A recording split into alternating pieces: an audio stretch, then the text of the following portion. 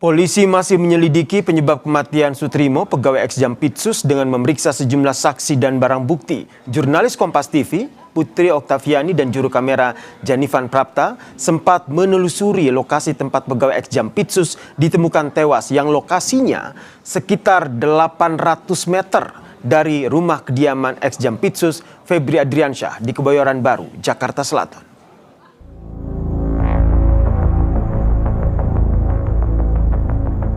Saudara Sutrimo yang menjadi korban di Jakarta itu benar bekerja di rumahnya Bapak Febri Ardiansyah, Jampitsus, tapi sudah cukup lama, puluhan tahun di rumahnya Pak Febri Ardiansyah.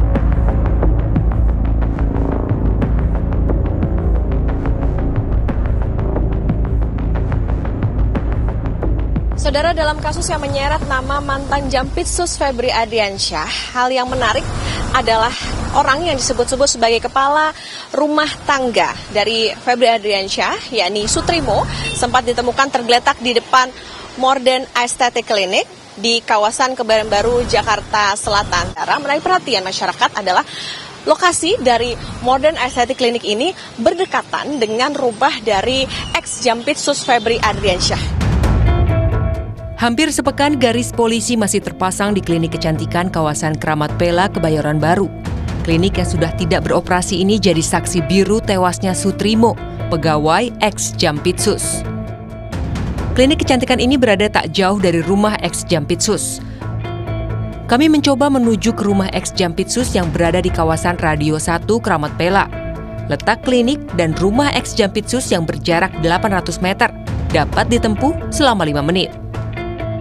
Berbeda dengan sebelumnya, tak ada penjagaan ketat dari rumah ex-Jampitsus saat ini. Yang menarik, saudara, tidak hanya di Modern Aesthetic Clinic, rumah ex-Jampitsus, tapi juga salah satu tempat yang mencuri perhatian adalah Cafe The Grand Signature yang ada di kawasan Cipete, Jakarta Selatan. Rumah ex-Jampitsus, klinik tempat Sutrimo, pegawai ex-Jampitsus, ditemukan tewas, hingga kafe tempat ditemukannya sejumlah uang bukti kasus TPPU yang menjerat ex-Jampitsus sebagai tersangka berada di kawasan Jakarta Selatan. Jarak klinik kecantikan ini dengan rumah ex-Jampitsus hanya berjarak 450 meter. Sementara dari rumah ex-Jampitsus Febri ke kafe tempat bukti uang TPPU ditemukan berjarak 3 km. Namun bisa ditempuh dengan menggunakan kendaraan selama 15 menit.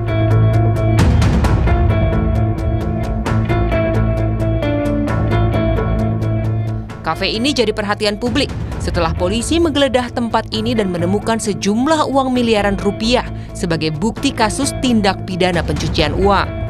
Praktisi hukum dan aktivis anti korupsi Saur Siagian menduga ada modus pelibatan orang dekat ex-Jampitsus untuk menutupi praktik korupsi dan pencucian uang yang dilakukannya. Orang di sekitar daripada Febri Ardiansyah itu dilibatkan untuk menutupi kejahatan ini. Inilah menurut saya juga diduga dari analisa petunjuk bahwa Sutrimo juga berkaitan dengan itu. Oke, Anda meyakini itu ya? Iya, bukan meyakini. Petunjuk satu kepada petunjuk yang lain. Misalnya tentang rumah yang disentul, Dia bilang itu rumah memang rumahnya, tetapi dihibahkan dari mertuanya kepada cucunya. Semua orang-orang yang di dekat dia tentu akan dipakai untuk menutupi. Itu juga mungkin terjadi kepada Sutrimo. Kuasa hukum Febri Adriansyah, Febri Diansyah, menolak mengomentari soal penyelidikan kematian Sutrimo. Hingga saat ini, polisi sudah 2 kali melakukan olah TKP di lokasi tempat pegawai ex-Jampitsus tewas. Namun polisi belum mengungkap penyebab kematian Sutrimo dan apakah ada unsur pidana dalam kematiannya. Tim Liputan Kompas TV. Saudara, sejumlah saksi dan barang bukti sudah diperiksa polisi. Apakah ini cukup kuat untuk mengusut penyebab kematian Sutrimo, pegawai ex-Jampitsus, dan membantah dugaan kematian Sutrimo terkait dengan kasus TPPU yang menjerat ex-Jampitsus? Kita bahas bersama dengan mantan Kabar Eskrim, Ito Sumardi, dan juga Direktur Eksekutif Amnesty International, Usman Hamid, yang telah bergabung di Kompas Petang. Selamat petang semuanya. Selamat petang, Mas. Selamat petang, Mas. Ya, saya ke Pak Ito dulu. Sudah diperiksa, kemudian saksi sudah diperiksa, bukti juga sudah dikumpulkan. Pertanyaannya lalu apa yang membuat polisi yang tidak kunjung mengungkap kasus ini? Kesulitannya di mana, Pak Ito?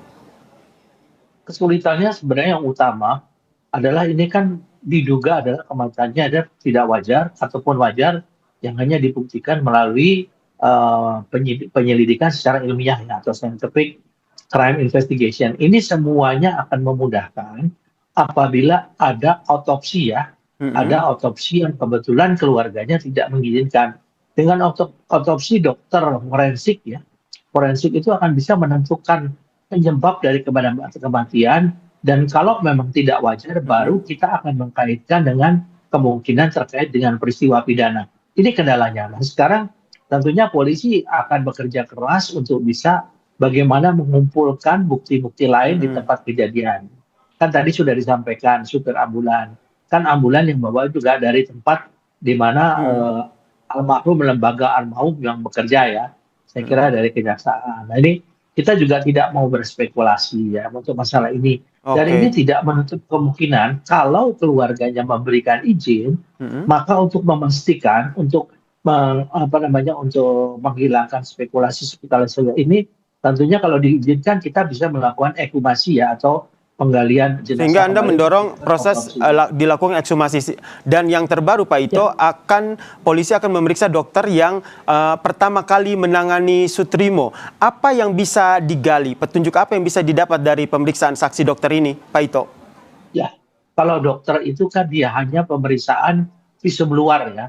Secara di luar itu kan tidak bisa mengatakan apakah yang bersangkutan itu korban itu adalah korban karena ada satu yang menyebabkan kematian. Yang kemudian juga tentunya polisi saat ini sudah memeriksa rekam jejak medis ya daripada yang bersangkutan, apakah memang yang bersangkutan punya penyakit atau tidak. Ya itu tentunya yang bisa menentukan adalah kalau memang dilakukan autopsi ya. Jadi dokter, tapi kalau dokter yang biasa itu saya kira mungkin kesulitan ya untuk bisa menentukan secara pasti penyebab kematian daripada almarhum Soetrimo itu. Sehingga kalau Pak Ito lihat, kalau sudah dilakukan oleh TKP 2 kali, sudah melakukan sejumlah pemeriksaan saksi maupun barang bukti, yang Pak Ito lihat apakah ini bisa dikategorikan apakah memang ada unsur pidana dalam kasus ini atau hanya kematian wajar menurut hemat Pak Ito? Ya, menurut saya sulit ya, karena kan sekarang yang bisa menentukan apakah almarhum itu meninggal secara wajar atau karena tidak wajar. Kalau tidak wajar, maka otomatis ini bisa dikaitkan ada peristiwa pidana yang harus didalami. Kemudian kalau dikaitkan dengan peristiwa lain ya, bahwa almarhum ini kan adalah orang dekat yang isinya secara logika akan menjadi sasaran utama daripada pemeriksaan. Kan kita akan menanyakan siapa orang-orang yang biasa masuk ke sana, tamu-tamunya, kapan, membawa apa. Ya, tapi sekarang Oke, saya ke Pak Usman. Kalau kita lihat tadi yang disampaikan Pak Ito, sebenarnya ada beberapa hal yang menjadi kesulitan. Polisi hingga saat ini belum mengungkap kasus ini. Kalau dari hemat Mas Usman sendiri, apakah hanya kesulitan itu saja atau ada faktor lain? Ya, sedari awal. Ya, terima kasih. Bisa saja ada kesulitan-kesulitan semacam itu, tapi memang sedari awal perkara ini sangat sensitif ya, terutama apabila benar ini berhubungan dengan katakanlah mantan Jampitsus yang sekarang ini sedang tersangkut skandal korupsi yang besar.